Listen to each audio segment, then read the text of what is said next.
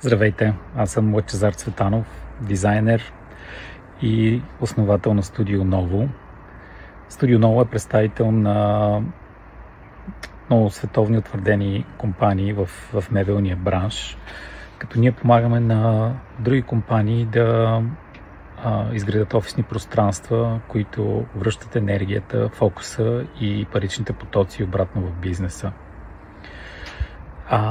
Това, което е истински важно за мен и искам тук да ви споделя, че наистина записването на това видео е нещо доста персонално и надявам се да имам силата и коража да го правя все по-често.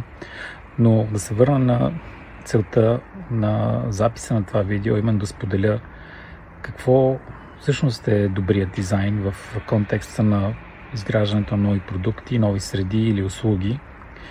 И значението е такова, че всъщност дизайна е за мен и то се е доказало в годините, че преди всичко е усещане.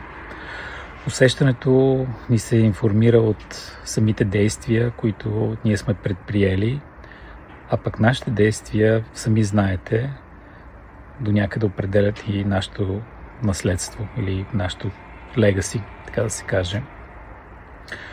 Така че дизайна наистина не бива и не трябва да бъде оставен на случайността, защото той или работи за теб, за твоята организация, или работи срещу теб.